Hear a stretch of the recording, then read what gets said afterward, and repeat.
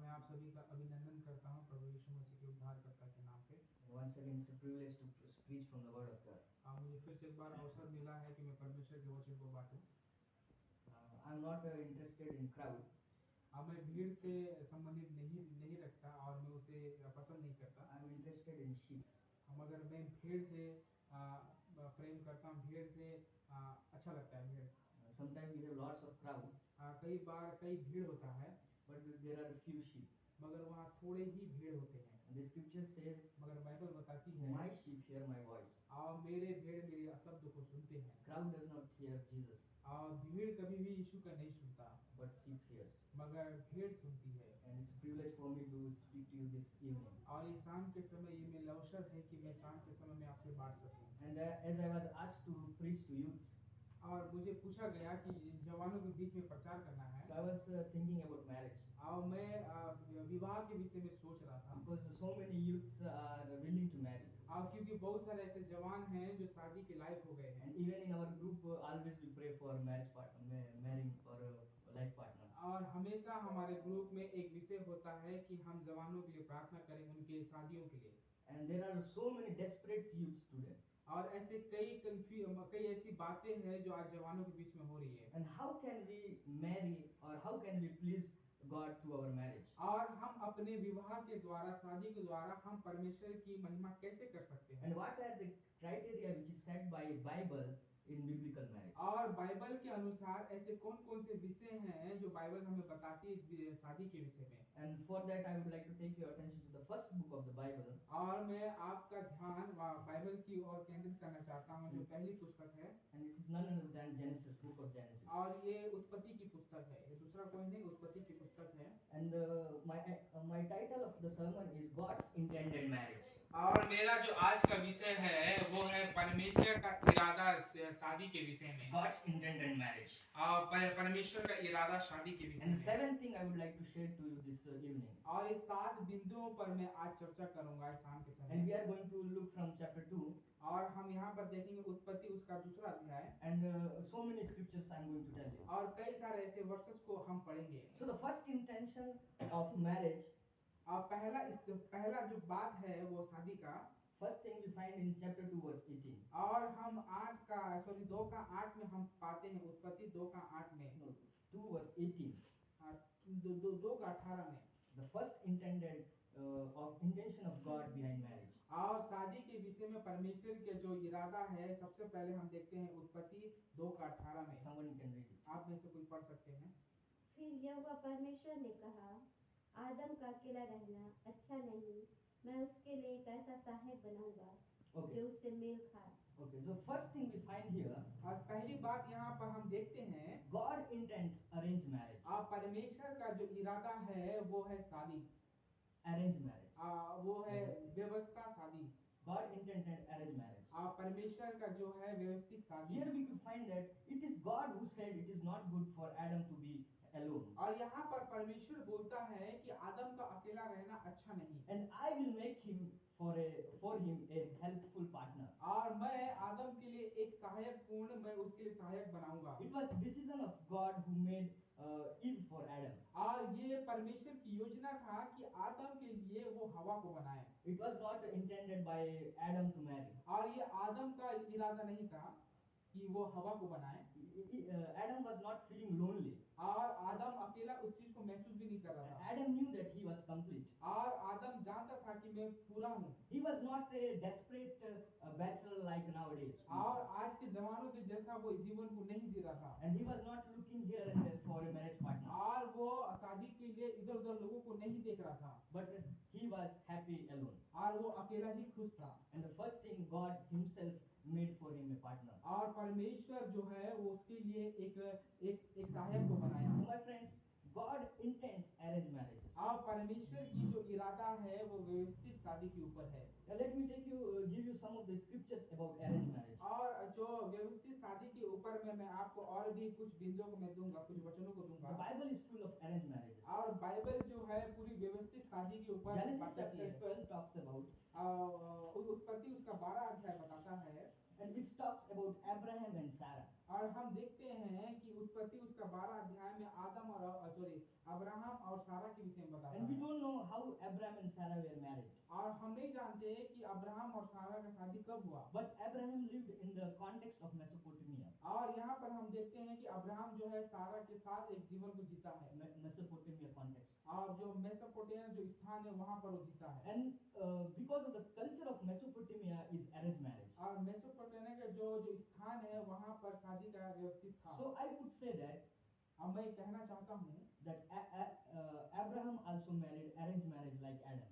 और मैं आपको ये बताना चाहता हूँ कि ये जो अब्राहम है वो भी आदम के जैसा शादी किया था। And even when you talk about his son Isaac, और जब हम उसके बेटे याकूब के बारे में बात करते हैं, Genesis chapter 24 says, और उस उत्पत्ति उसका 27 अध्याय कहता है, 24 अध्याय कहता है that Abraham was old, और जब अब्राहम बुजुर्ग हो गया, and Abraham sent his servant, और जब अब्राहम अपने दास को भेजता है, and he sent his servant to bring a bride for his son Isaac. और जो अब्राहम जो है अपने दास को भेजता है कि मेरे बेटे इसहाक के लिए एक दुल्हन ले आए। And verse 10 someone can read. और उसका 24 का 10 को पढ़ देगा। तब वह दास अपने स्वामी के ऊँटों में से 10 ऊँट छाट कर उसके सब उत्तम उत्तम पदार्थों में से कुछ कुछ लेकर चला और मेसोपोटामिया में नाहोर के नगर के पास पहुंचा। Okay, so the servant took 10 camels. और यहाँ पर देखते हैं दास जो है 10 ऊँटों को लेता है, And he went to Mesopotamia, और वो मेसोपोटामिया के स्थान में जाता the है, place of Abraham. और वो अब्राहम का जो स्थान था, Because Abraham said, bring a bride for my son Isaac from Mesopotamia. क्योंकि जो अब्राहम जो था वो अपने दास को कहता है कि मेसोपोटामिया के स्थान से उसके लिए एक दुल्हन And the लेके आए। servant was thinking, he said, when I will reach that place and the girl will give me water, she will be the bride for Isaac. और यहाँ पर जो दास जो है इस बात को सोचता है कि जब मैं उस स्थान में पहुंचूंगा तो वो जो दुल्हन होगी वो क्या करेगी, एक गिलास पानी मुझे देगी। So Abraham was arranged marriage. और अब्राहम जो था वो व्यवस्थित शादी किया। Adam was arranged by God. और जो आदम जो था वो भी परमेश्वर की योजना के अनुसार वो शादी किया। Isaac was arranged by God. और इसहाक भी जो है परमेश्वर की योजना के अनुसार व्यवस्थित शादी किया। Even Jacob, यहाँ तक कि याकूब chapter 29 verse 16 of Genesis. 29 उसका 29 verse 16. 29 का 16 कहता है, लाबान की 2 बेटियां थी जिनमें से बड़ी का नाम लिया और छोटी का नाम राहेल था। लिया के तो धुंधली आंखें थी पर राहेल रूपवती और सुंदर थी, इसलिए याकूब ने जो राहेल से प्रीति रखता था कहा, मैं तेरी छोटी बेटी राहेल के लिए 7 वर्ष तेरी सेवा करूंगी। So even for Rachel, Jacob worked for 7 years. और यहाँ पर हम देखते हैं याकूब जो था वो 7 वर्ष उसके लिए काम भी करता है। Jacob liked Rachel. Jacob liked Rachel. हाँ, और यहाँ पर जो याकूब था वो राहेल को पसंद करता And है। after liking her, he didn't run away with Rachel. और वो पसंद करने के बाद उसके पीछे नहीं चलता, But he had to arrange that marriage. और वो उस शादी को व्यवस्थित करता है। As the culture of Bible. और बाइबल के अनुसार वो शादी को व्यवस्थित करता And he है। went to the father of Rachel. और वहाँ पर जब जाता है उसके पिता से जब बात करता है, And he said to his father, I want your daughter. For your daughter I will work 7 और years. याकूब जो है राहेल के पिता से जब बात करता है कि मैं आपकी बेटी से प्रति रखता हूँ और विवाह करूंगा, And 7 years I will work and you arrange marriage for her. और मैं 7 वर्ष में उसके लिए काम भी करूंगा, आप 7 वर्ष के बाद इस व्यवस्थित शादी को पूर्ण And कीजिएगा। his father-in-law cheated him and he worked for 14 years to get Rachel. और हम यहाँ पर देखते हैं कि वो जो राहेल का पिता है उसको 14 वर्ष काम कराता, उसको धोखा देता है। Even though he didn't run away with Rachel, but he worked and arranged that marriage. और याकूब वहाँ से भागता नहीं है, परंतु 14 वर्ष वो काम करता है। And even we see in the life of Shechem and Dinah, chapter 34. और उसका Chapter 34, 34 अध्याय जब देखते हैं, उत्पत्ति 34 अध्याय verse 4. उसका 4था पद। Yeah, read some fast. अतः शकेम ने अपने पिता हमोर से कहा, मुझे इस लड़की को मेरी पत्नी होने के लिए दिला दे। Okay, so Shechem liked Dinah. और सेकेंड जो था वो दीना को पसंद किया, And even when he liked Dinah, he went to his father Hamor. और जो उसका पिता जो हेनर था And he went to Hamor and said, "Get me this girl as my wife." और उसने हेमर के पास गया और उसे कहा कि मुझे ये लड़की पसंद है और मुझे मुझे मुझे इसे पसंद करना है, मैं So, किया हूँ।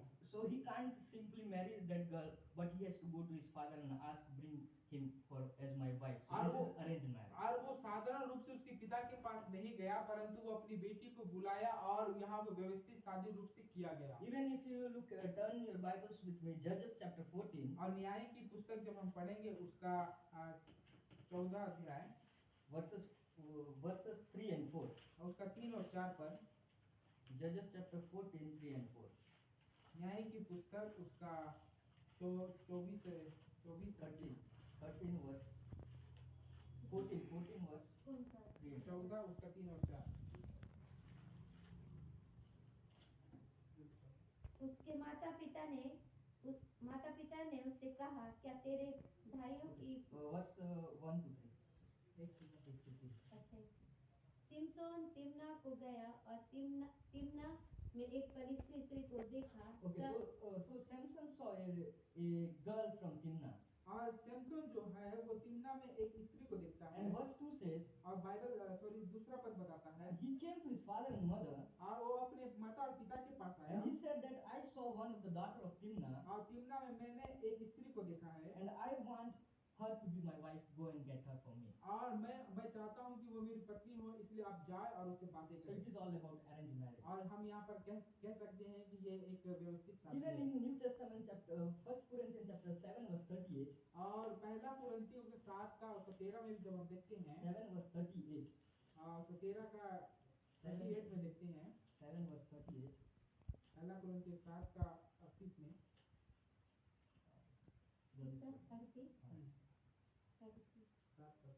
इसीलिए जो अपनी कुमारी का विवाह कर देता है वह अच्छा करता है, और जो विवाह नहीं कर देता वह और भी अच्छा करता है। So it is in the hand of father who can give his daughter for marriage. और ये पिता के हाथ में होता है कि वो अपनी बेटी को दे या ना दे। If he doesn't like to give, he will not give. और यदि पिता चाहता है कि अपनी बेटी को ना दे तो वो नहीं दे सकता। So my friends, throughout the Bible we see arranged marriage. और हम पूरे बाइबल में देखते हैं मेरे प्रियो कि वहाँ पर व्यवस्थित शादी के रूप में बताया गया है। First thing is God intended arranged marriage. और सबसे पहला इसका ये है कि परमेश्वर का इरादा जो है, So the first intention of God is arranged marriage. और पहला इरादा जो परमेश्वर का है कि व्यवस्थित शादी किया जाए। But nowadays we see people are breaking this law. और जब हम आज के लोगों को जब हम देखते हैं तो इस प्रकार की व्यवस्था को लोग तोड़ते हैं। And people are breaking the law of arranged marriage. They are doing some kind of love marriage. और लोग आज इस प्रकार से जब हम देखते हैं सांसारिक रूपों में लोग आज लव मैरिज कर रहे हैं। And what kind of love is that? और किस प्रकार का प्रेम वहाँ पाया जाता है? They go to court और वो कोर्ट को जाते हैं and against their parents' will, और माता पिता की इच्छा के अनुसार विरुद्ध में, उसके विरुद्ध में they are marrying. और वो शादी कर लेते हैं। And if you ask what kind of love is this, और हम पूछेंगे किस प्रकार का ये प्रेम है, why you love this girl, और क्यों आप इस लड़की से प्रेम किया, why do you love this boy, और आप क्यों इस लड़के से प्रेम किया, they would give you two major reasons. और वहाँ पर दो कारण को बताएंगे। First thing is beauty, पहला वो बताएंगे खूबसूरती, and second thing they would say we are very much connected to each other. Whenever we talk for hours, we are very much enthusiastic. और उन लोग से हम बातें करेंगे वो एक दूसरे से बहुत ही घनिष्ठ हो गए हैं, बहुत ही क्लोज हो गए हैं, जिसकी वजह से वो एक दूसरे को जान गए हैं। And they call it as love. और वो लोग कहते हैं कि ये प्रेम है। But let me tell you, my friends, मगर मैं आपको बताना चाहता हूँ मेरे प्रियो, the biblical love is different and the worldly love is different. अब बाइबल के अनुसार जो प्रेम है वो दूसरे प्रकार का है, और सांसारिक रीति का अगर हम प्रेम को देखें वो दूसरे प्रकार का है। Usually worldly people say attraction as a love. और सांसारिक रीति से जब हम देखते हैं जो प्रेम जो है वो दूसरे को प्रभावित करता है। Let me give you an example from the Bible. अब मैं बाइबल के अनुसार आपको एक उदाहरण देना चाहूँगा। Which world called as love? अब किस प्रकार का प्रेम संसार का प्रेम हमें बताता है। 2 Samuel chapter 13. दूसरा सामुएल उसका 13 अध्याय। 2 Samuel chapter 13. दूसरा सामुएल उसका 13 अध्याय। And here we find the story of Amnon and Tamar. और यहाँ तामार और एमनोन के विषय में हम देखते हैं कहानी को। And here we find और यहाँ हम देखते हैं there was a 13. 2 Samuel chapter 13. दूसरा सामुएल उसका 13 अध्याय। And we find here the story of Amnon and Tamar. और यहाँ अम्नोन और तामार के विषय में हम देखते हैं। Amnon liked Tamar so much. और अम्नोन जो है वो ताराम को बहुत प्रेम करता है। Verse 2 says, अब बाइबल सॉरी इसका दूसरा पद बताता है, दीदी पढ़ देंगे जल्दी। अम्नोन अपनी बहन तामर के कारण ऐसा विकल हो गया कि बीमार पड़ गया। Okay, so he loved so much to Tamar, he became ill. और यहाँ पर तामार से वो इतना प्रेम करता था कि वो बीमार पड़ गया। And the king David was in tension, why my son is becoming ill day by day. और जो राजा दाऊद जो था इस बात में बहुत ही चिंतित करने लगा कि मेरा बेटा किस प्रकार के बीमारी से जा रहा Amnon है। was attracted towards Tamar's beauty. और यहाँ पर अम्नोन जो है वो तारा की खूबसूरती के ऊपर फिदा हो गया था। And because of that he became ill.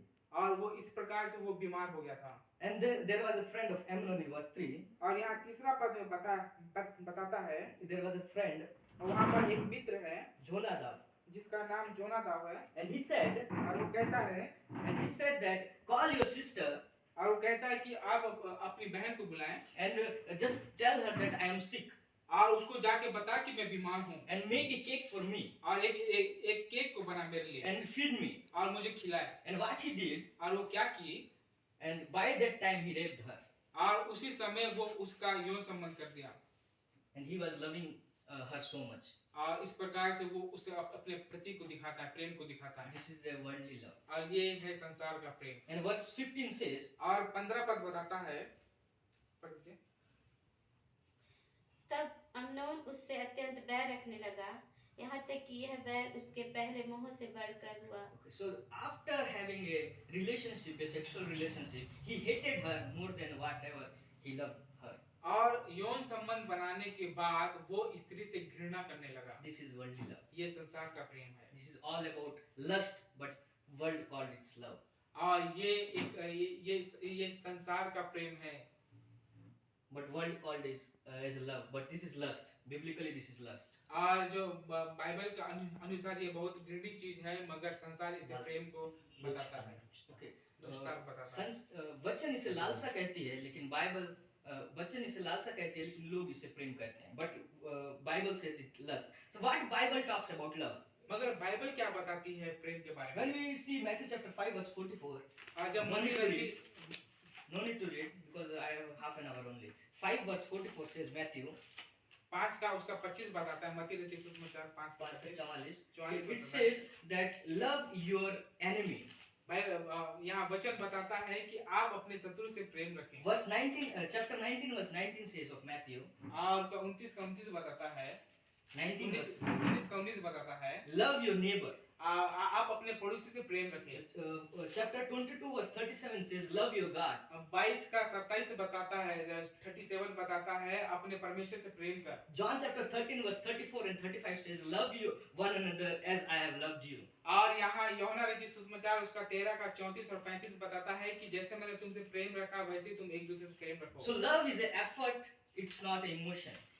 प्रेम जो है वो प्रभाव है, ना कि वो निराशा है। प्रयास है। We need to love our neighbor. हमें जरूरत है कि हम अपने पड़ोसी से प्रेम रखें। It's very hard when our neighbor is a drunkard, but we have to love him. हो सकता है कि हमारा पड़ोसी बहुत पियक्कड़ है, मगर ये हमारे कठिन होगा, मगर हमें प्रेम करना है। It will not come automatically. We have to make an effort to love. और ये हमें प्रयास करना है कि हम उसे प्रेम करें। It says love your enemy. और यहाँ बाइबल बताती है कि अपने शत्रु से प्रेम रखें। How can we love our enemy? और हम कैसे अपने शत्रु से प्रेम रख सकते हैं? We have to make an effort to love. और हमें ये आदत डालना है कि हम उसे प्रेम कर सकें। It will not come automatically. और हमें काम करना है, अचानक नहीं होगा, हमें काम Scripture करना says पड़ेगा। love your God. और बाइबल बताती है कि तुम अपने परमेश्वर से प्रेम It करो। will not come automatically. We have to make an effort and love. और ये अचानक नहीं होगा, मगर हमें उसमें कार्य करना Even पड़ेगा। Ephesians chapter 5 verse 25 says. और इसी यहाँ इफिसियों उसका 5:25. 5 का 5 कहता है, 5 का 25 कहता है, Love your wife. और आप अपने पत्नी से प्रेम रखें। Even for your wife, you have to make effort. It will not come automatically. और पत्नी होने के बावजूद भी ये कार्य है कि हम उसे प्रेम रखें। It will not come automatically. ये अचानक हमारे जीवन से नहीं आएगा। So biblically, love is a condition or an effort. और जो बाइबल के अनुसार जो प्रेम जो है वो कार्य है, ये अचानक नहीं होगा, इसे करना पड़ता है। God so loved the world, we know. अब परमेश्वर ने जगत से ऐसा प्रेम He रखा gave His only Son. और वो अपना इकलौता पुत्र को दे It's दिया। all about giving. अब वो सिर्फ देने की विषय God loved, He gave His Son. अब उसने प्रेम किया और अपने पुत्र को दिया। So biblical love is about giving, not about receiving sex or something else. और बाइबल बताती है, बाइबल के अनुसार जो प्रेम है वो है देना, ना कि यौन संबंध के जैसा उसे ग्रहण करना। So we saw from the Bible. हम बाइबल में देखे, So first intention of God is arranged marriage. और सबसे पहला इरादा जो है परमेश्वर की व्यवस्थित शादी। And second thing, और दूसरी बात है God intends marriage between two opposite gender. और परमेश्वर का जो इरादा है वो दो लोगों के बीच में लिंग के विषय में है। Chapter 2 verse 22 of Genesis. उत्पत्ति 2 का 22 में कहता है। Quickly, पढ़ दीजिए कोई जल्दी। I will share 7 things. This is second only. और 7 बिंदुओं पर मैं चर्चा करूंगा, ये दूसरा दो बिंदु का है। 27 2 का 22. 22। और यहोवा परमेश्वर ने उस पसली को जो उसने आदम में से निकाली थी स्त्री बना दिया और उसको आदम के पास ले आया। Okay, so first thing He arranged for Adam. और सबसे पहले हमने देखा कि उसने आदम के लिए व्यवस्थित किया। And second thing, He made woman for Adam. और दूसरी बात यहाँ पर हम देखते हैं कि आदम के लिए उसने एक स्त्री को He बनाया। didn't made male for Adam. और यहाँ पर आदम के लिए पुरुष नहीं बनाया। And He didn't make a woman for woman. और यहाँ पर स्त्री के लिए स्त्री नहीं बनाया। But He made a woman for a man. और हम यहाँ पर देखते हैं कि स्त्री के लिए पुरुष बनाया। Even when you read Leviticus chapter 18 verse 22 says, ये व्यवस्था 18 verse 22, 18 का 22 जब हम देखते हैं, do not lie with a man as woman. Do not lie, sleep with a man as woman. पुरुष के साथ इसके समान है। हाँ 18:22. 18 का 22. जल्दी करें, समय निकल रहा 18 का है। 22. स्त्री गमन की रीति से पुरुष गमन न करना। Okay, वह so do not lie with a man as a woman, no? Like a woman, we should not sleep with a man. It is talking about homosexuality. और यहाँ पर यौन संबंध के विषय में बता रहा है, Male and male. और यह पुरुष पुरुष के साथ। Romans chapter 1 verse 26 and 27 says, Romeo उसका chapter 1 verse 26 and 27, उसका 1 का 26 और 27 कहता है that God hates lesbianism and homosexuality. और परमेश्वर घृणा करता है उन महिला Those who are having same-sex sexuality. जो आपस में जो स्वाभाविक घृणीय वस्तु स्वाभाविक काम को करते हैं, Like a man is having sex with man and a woman is having relationship with a woman. जैसे एक पुरुष पुरुष के साथ यौन संबंध बनाता है और एक महिला के साथ यौन So संबंध God बनाती है। intends arranged marriage. Also God intends two opposite male and female should marry. और यहाँ पर परमेश्वर का जो इरादा है वहाँ पर एक स्त्री और पुरुष के बीच में विवाह का इरादा है। And 2 months ago, 2 महीने पहले, I went to police station. मैं एक पुलिस स्टेशन में गया। Don't worry, I am not a criminal. चिंता मत करें, मैं कोई अपराधी नहीं हूँ। But some reason I went there. किसी कारण से मैं गया And I saw 2 girls there. और वहाँ पर 2 स्त्रियों को मैंने देखा। And 2 little kids, 18-year-old, 18 साल की 2 बच्चियां जो थी वहाँ पे, both got married. दोनों शादीशुदा थे And their parents were there. और उनके माता पिता भी वहाँ And थे they were crying. वो रो रहे थे। And police also can't do anything. और वहाँ पर पुलिस जो था वो भी कुछ नहीं कर पा रहा So था। it's very sad to see nowadays male can marry male and woman can marry woman. और यहाँ पर जो संसार इस प्रकार से एक महिला के साथ विवाह कर रहा है, एक पुरुष पुरुष के साथ विवाह कर रहा है। My friends, if some of you are thinking that to marry a same-sex partner, और यदि हम आज की दुनिया में मेरे प्रिय सोच रहे हैं कि हम अपने लोगों के साथ अपने लिंग के लोगों के साथ हम शादी करते हैं, God's intent two opposite gender to be married. तो याद रखिए कि परमेश्वर ने लिंग को बनाया है। And thirdly, और तीसरी बात है, God intends marriage between God-fearing people. God intends marriage between God-loving people, those who love God. और परमेश्वर का जो इरादा है वो ये है कि परमेश्वर से लोग प्रेम करें। Okay, chapter 2 verse 21 of Genesis. उत्पत्ति उसका 2 का 21 पढ़ेंगे।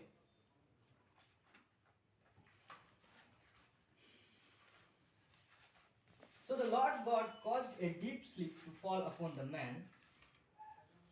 तब यहोवा परमेश्वर ने आदम को भारी नींद में डाल दिया। जी.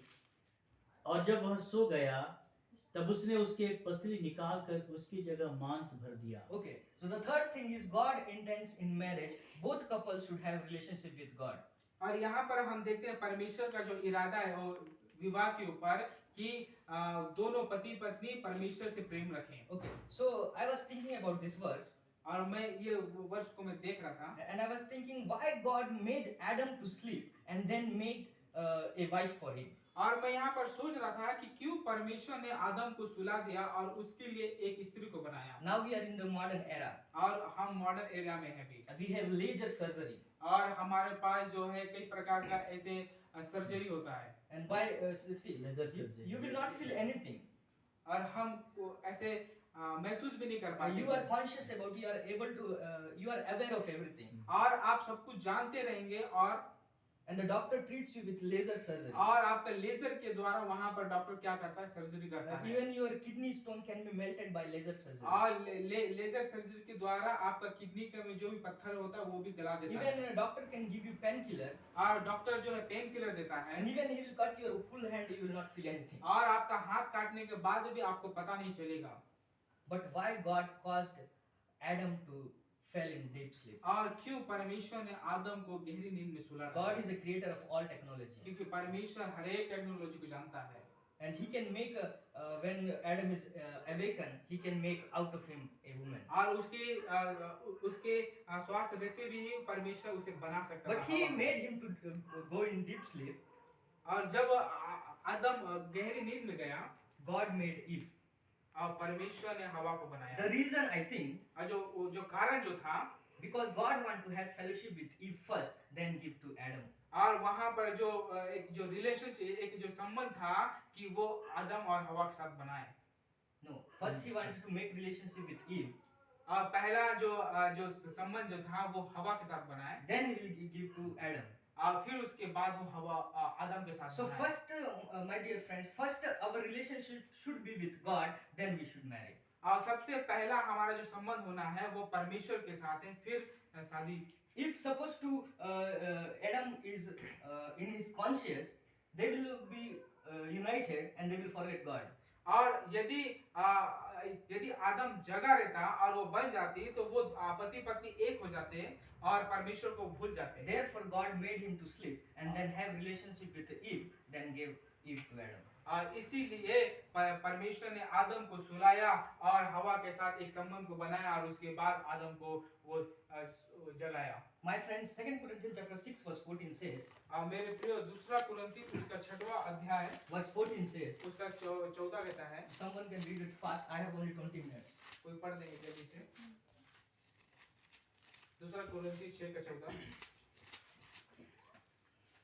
अविश्वासियों के साथ असमान जुए में न जुटो क्योंकि धार्मिकता और अधर्म का क्या मेलजोल। Okay. So it says, do not be yoked with unbelievers.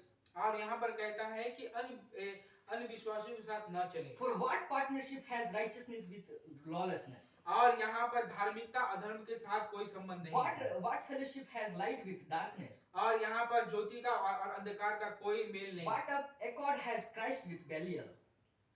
What accord has Christ with Belial? आप हिंदी में। मसीह का बलियाल के साथ क्या लगा? हाँ, मसीह का बलियाल के साथ क्या लगाव? So we are not asked to yoke with unbelievers. और हमें दूसरे गैर मसीह लोगों के साथ चलना नहीं है। Deuteronomy chapter 7 verse 3 says, डिटरोनोमी उसका 7 का 3 कहता है, it is forbidden for Israelites to marry an uncircumcised people. और ये Israelites are forbidden to marry uncircumcised खतनारे। और जो इस्राएल लोग के लिए ये बुरा है कि वो जो खतनाहित लोगों के साथ चले। So first we need to make sure that our partner whom we are going to marry is in Christ and know God. और सबसे पहले हमें ये जानना है कि हमें उनके साथ विवाह करना है जो मसीह को जानता है, जो परमेश्वर को So जानता first है। God had relationship with Eve so that Eve should know God, then give to Adam. और यहाँ पर हम देखते हैं कि परमेश्वर पहले हवा के साथ संबंध को बनाया, फिर उसके बाद आदम को वहाँ जगाया। But nowadays teenagers thinks.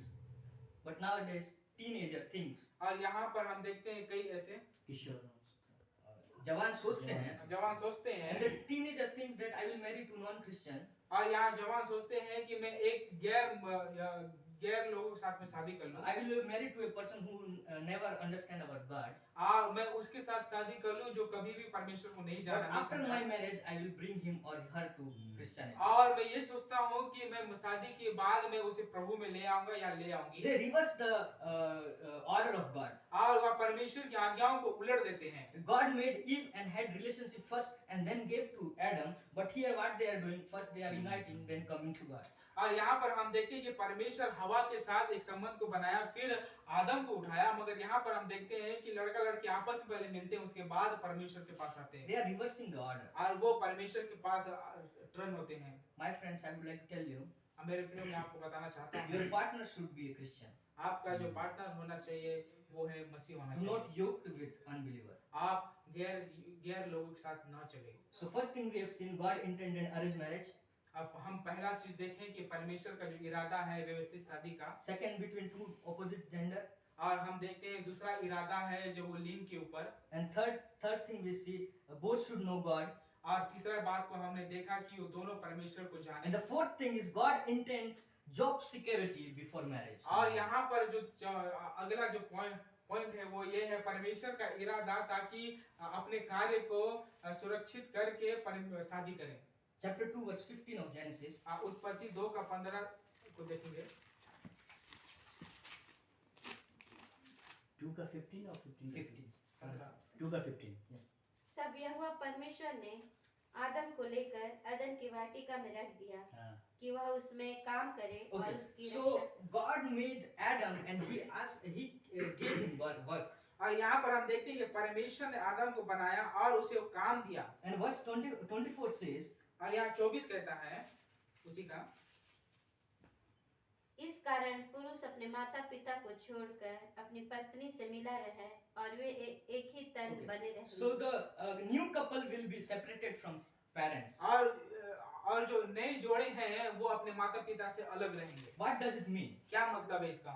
God intends job security before marriage. और यहाँ पर जो परमेश्वर का इरादा है कि वहाँ पर वे अपने कार्य को सुरक्षित रखें। When the word of God says in verse 24, जहाँ बाइबल बताती है यहाँ पर 24 they will leave their father and mother. वो अपने माता पिता को छोड़ देंगे। It's not talking about geographical scenario. और ये सामाजिक तौर पे नहीं है, जगह के बारे में नहीं जगह के बारे में नहीं but है, it's talking about financial scenario. मगर यहाँ पर जो आर्थिक अवस्था के बारे में बता रहा है। Because God gave first Adam work and then gave him Eve. और यहाँ पर हम देखते हैं कि परमेश्वर ने पहले आदम को काम दिया, उसके बाद उसने हवा को दिया। So we should first have job, then only we can marry. हाँ, सबसे पहला यहाँ है कि हम पहले काम को करें, उसके बाद शादी को करें। Even in Jews custom, और यहाँ यहूदियों के रीति रिवाज के अनुसार bridegroom has to make a home for bride.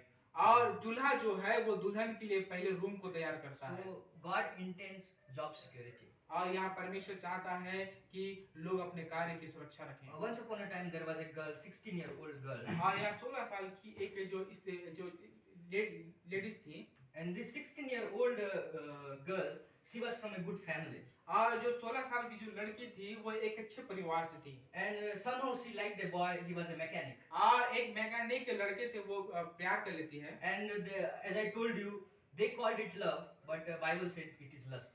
और मैं आपको पहले ही बताया कि संसार की रीति से अगर हम देखेंगे तो ये प्रेम है, मगर परमेश्वर की नजर में Amnon and Tamar, I said you in Genesis chapter. 34। Okay, so you read it already. So here we find this girl, 16-year-old girl, liked a boy who's mechanic, and he will not work all the day. Means like unemployed, on and off. और हम यहाँ पर देखते हैं एक 16 साल की लड़की जो है एक मैकेनिक से वो प्यार कर लेती है, और वो लड़का जो है हमेशा कार्य नहीं करता था। And the parents counseled her so much. और उसके माता पिता उस लड़की को कई बार समझाए, And even they asked, at last they asked their pastor. और यहाँ तक कि अंतिम में वो अपने पासवान से भी बात की, And even pastor counseled her so much. और कई बार उसका पासवान उस स्त्री को समझाया, But she didn't listen. मगर वो कभी नहीं And सुनी। only 16-year-old girl, later after 2 years, she got married. और 16 साल की लड़की 2 साल के बाद वो लड़के से शादी कर लेती And है, her life was a misery, a painful life. और उसका जो जीवन होता है वो बड़ा दर्दनाक होता She है। lived in poverty. और वो एक गरीब अवस्था में आ जाती है। My dear friends, मेरे प्रियो, God wants job security before marriage. परमेश्वर चाहता है कि शादी से पहले हम अपनी कार्य को सुरक्षित रखें। God gave job to Adam before he gave Eve to Adam. और परमेश्वर ने यहाँ आदम को काम दिया, उसके बाद उसको हवा को दिया। 3 more things I will tell. और 3 और भी मुख्य बिंदु मैं आपको बताना God चाहूंगा। intends sexual pleasure within boundaries of marriage. और यौन सुख, यौन संबंध, यौन सुख, यौन शादी के सुख बाद। के लिए, विवाह के बाद।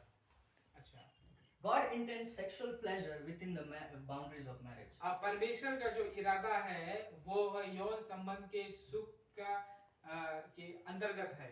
Okay, विवाह में। विवाह में है। Verse 24 and 25 of chapter 2. उत्पत्ति उसका 1 का 28। 2 verse 24 and 25. Chapter 2 verse 24 and 25. इस कारण वाला क्या? जी। इस कारण पुरुष अपने माता पिता को छोड़कर अपनी पत्नी से मिला रहेगा और वे एक ही तन बने They रहेंगे। will become one flesh and और then, यहाँ बाइबल बताती है कि वो एक तन रहेंगे। then आदम और उसकी पत्नी दोनों नंगे थे पर लजाते न। okay, so they will become one flesh और वो एक तन होंगे। and they were naked and they were not ashamed. वो नंगे होंगे मगर कभी शर्माएंगे नहीं। So Adam and Eve were naked, they were not ashamed. और आदम और हवा नंगे थे मगर वो शर्माए नहीं। Moses is a writer, while he was writing he's not ashamed. और जो मूसा है जो इस बात को लिख रहा है वो नहीं शर्माया। And the Bible is given by God. God is not ashamed to give such kind of text in और the Bible. बाइबल जो है परमेश्वर के द्वारा लिखा गया है और परमेश्वर भी इस विषय को लिखने में नहीं शर्माया। But we preachers sometimes we ashamed of और this. कई बार हम प्रचारक इस प्रचार करने में शर्मा जाते हैं। My friends, God intends sexual pleasure within the marriage. परमेश्वर का जो इरादा है वो यौन संबंध शादी के अंतर्गत में है। 1 Corinthians chapter 7 verse 1 and 2. पहला कुरिन्थियों Chapter 7 verse 1 and 2. उसका 1 और 2 And verse 9. 1, 2 and 9. पहला कुरिन्थी Chapter 7 verse 1, 2 and 9. 1 2। उन बातों के विषय में जो तुमने लिखी यह अच्छा है कि पुरुष स्त्री को ना छुए, परंतु वे विचार के डर से हर एक पुरुष की पत्नी और हर एक स्त्री का पति हो। So why we should have a husband and wife? क्यों यहाँ पति पत्नी होना चाहिए? What scripture says? क्या बाइबल बताती है? Because of sexual immorality. क्योंकि यहाँ यौन संबंध के विषय में। Okay. So husband and wife relationship, sexual pleasure is allowed within the boundaries of marriage. और जो विवाह जो है वो यौन संबंध के अंतर्गत में है। 1 Corinthians chapter 6 verse 9 says, पहला कुरिन्थियों का 6 का 9 कहता है, it says that क्या तुम नहीं जानते कि अन्यायी लोग परमेश्वर के राज के वारिस न होंगे? धोखा न खाओ, न वेश्यागामी, न मूर्ति पूजक, न पर स्त्रीगामी, न लुच्चे, न पुरुषगामी। okay, so the sexual immoral people outside of marriage, they will it is a sin and they will not enter the kingdom of God. और जो शादी के जो अंतर्गत जो आते हैं वो ठीक है, मगर शादी के जो बाहर आते हैं वे सारे चीज परमेश्वर की नजर में पाप है। So it is established by God that Adam and Eve were naked, they were not ashamed. It is established by God. और ये परमेश्वर के द्वारा स्थापित किया गया था कि आदम और हवा नंगे पाए जाएं और वे एक तन हो। And the sixth thing I would like to tell you, और छठी बात मैं आपको बताना चाहता हूँ। God intends in marriage procreation. परमेश्वर का जो इरादा है कि वो वंश को आगे बढ़ाए। Chapter 1 verse 28 of Genesis. उत्पत्ति उसका 1 का 28 कहता है। Chapter 1 verse 28. 1 का 28 कहता है। और परमेश्वर ने उनको आशीष दी और उनसे कहा, फूलो फलो और पृथ्वी में भर जाओ। Okay. So God blessed them and said, "Be multiplied." और यहाँ पर हम देखते हैं परमेश्वर उन्हें आशीष किया और फूलो फलो बोल के कहा। And when they become one flesh, जब वो एक तन हो गए, they produce children.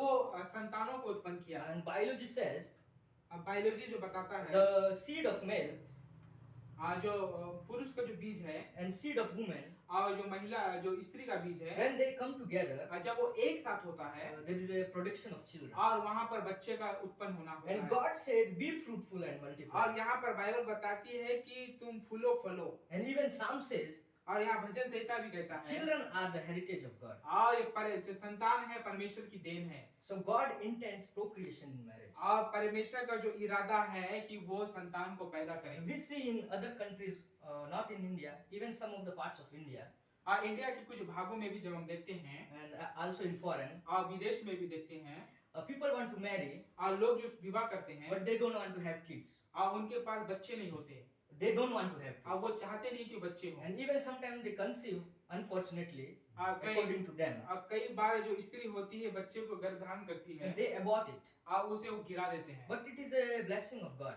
मगर ये परमेश्वर की आशीष है God intends in marriage procreation. और परमेश्वर का जो इरादा है शादी के अंतर्गत बच्चे को उत्पन्न करे। And the last thing, और जो अंतिम बातें हैं God intends rules in marriage. और परमेश्वर का जो इरादा है कि वो राज्य करे Rules in marriage. Rules means पूरे control rules. Like we have, I have leader role. Someone is someone. Like what do you call? Role God intended rules in marriage. ROLES. मतलब नियम नहीं नियम नहीं नियम नहीं नियम नियम नहीं मतलब ये आपका पदवी। रोल है आपका काम है Padvi. हाँ So God intends rules in marriage. और परमेश्वर का जो Rules. इरादा है शादी के अंतर्गत वो जिम्मेदारियों को दे। Genesis chapter 3 verse 9 says, उत्पत्ति उसका 3:9 कहता this है is my last point. ये अंतिम बिंदु है। Chapter 3 verse 9. तब यहोवा परमेश्वर ने जी.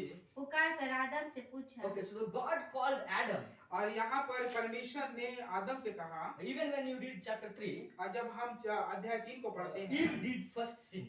और हवा जो है पहला पाप की She ate first fruit अब वो सबसे पहले वो फल को खाई and then gave to her husband और Adam. उसके बाद वो अपने पति को दी। But God came मगर परमेश्वर आता and है interestingly he called Adam, not Eve. और यहाँ पर हम देखते हैं ध्यानपूर्वक कि परमेश्वर आदम को बुलाता है ना को हवा को। When we look at chapter 1 verse 27 of Genesis, 1:27 जब हम देखते हैं God created Adam and Eve, man and woman, in equal in the image and likeness of और God. हम देखते हैं 1:27 में वहाँ पर परमेश्वर ने आदम और हवा को एक समान बनाया। And even we see in Galatians chapter 3 verse 27 and 28, Galati उसका 3:27 और 29 में देखते हैं even in salvation, और उद्धार के विषय में भी men and women are equal. और उद्धार के विषय में भी स्त्री और पुरुष बराबर हैं। But when it comes to the roles in marriage, और जब हम विवाह के अंतर्गत उन जिम्मेदारियों को देखते हैं then Adam is first as a leader, और आदम जो था वो एक लीडर के समान अगुवा के समान आगे था and then under her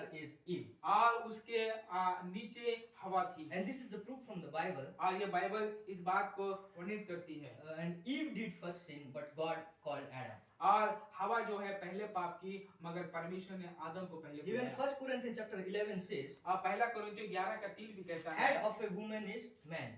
और स्त्री का जो सिर है वो पुरुष है Therefore she should cover her head. और इसी के लिए स्त्री अपने बाल को कवर करके रखे, ढक के रखे। Colossians chapter 3 verse 18 says, कुलोसी के पत्र 3:18 कहता and है Ephesians chapter 3 verse 22 says, इफिसियों 3:22 कहता है love your wife आप अपने पत्नी से प्रेम रखें and wife submit you to your husband. और पत्नी अपने पति के अधीन रहें। So God intends leadership role in marriage given to men. और यहाँ पर हम देखते हैं परमेश्वर उस जिम्मेदारियों को विवाह के अंतर्गत वो देता है, भूमिका को देता है। Leadership belongs to men, not women. और जो लीडर जो अगुवापन है वो पुरुष के अधीन आता है। I know many girls, अब मैं जानता हूँ ऐसे कई स्त्रियों को they are unmarried जो विवाह नहीं किए हैं and those are divorced. और कई लोग जो तलाक को ले लिए हैं। They are very good in medicine field, वो मेडिकल क्षेत्र में बहुत अच्छे हैं better than boys. और वो पुरुष से अच्छे हैं In the field of law, they are better than boys. और वो न्याय के विषय में जब देखें तो पुरुष से अच्छे हैं In management field, they are better than boys. और मैनेजमेंट के विषय में देखें तो पुरुष से अच्छे हैं For singing, they are better than boys. और गाने के विषय में भी कहो तो पुरुष से अच्छे Even हैं। I know some preachers, girls, they are better than boys. और मैं कुछ ऐसे प्रचारक को भी जानता हूँ, महिला प्रचारक जो पुरुष से अच्छा प्रचार But करते they हैं try to become leader of the family. मगर वो ये प्रयास करते हैं कि वो घर में मुखिया बन के रहें। God intended men to be a leader, but this woman want to be leader of the family. मगर परमेश्वर जो है वो पुरुष को वो अगुवापन देता है मगर महिलाएं क्या करती है उस अगुवापन को लेना चाहती My हैं। dear sister of this group, मेरे बहनें इस ग्रुप के you may be good at many ways compared to boys. और हो सकता है आप कई क्षेत्रों में आप पुरुष से अच्छे हों, But you should be under the control of your partner. मगर आप अपने उस पार्टनर के अधीनता में रहें। Before marriage, you are under the leadership of your father. और शादी से पहले आप अपने माता पिता के अधीन रहें। As I said, Jacob asked Rachel hand to her father.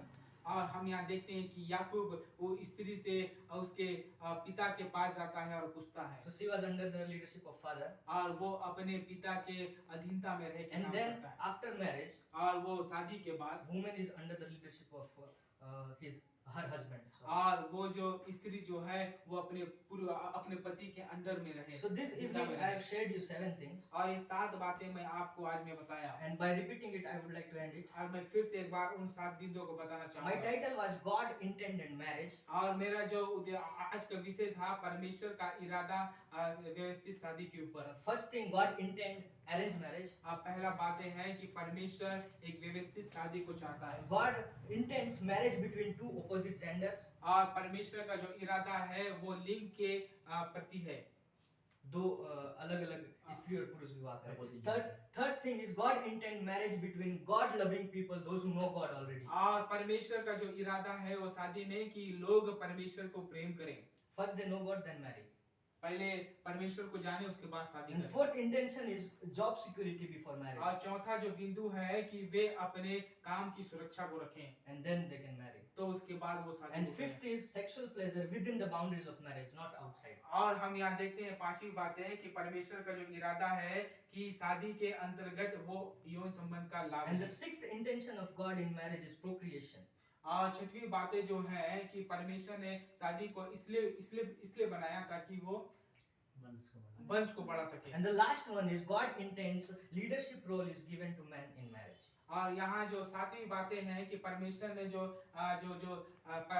परमेश्वर का जो बना शादी का जो नियम बनाया है कि वो ये है कि वो अपने कार्य को समझे, उद्देश्य को समझे। Man is head and woman is under headship of man. और जो परमेश्वर जो वो सिर है और जो स्त्री है उसके मनुष्य के अधीन है।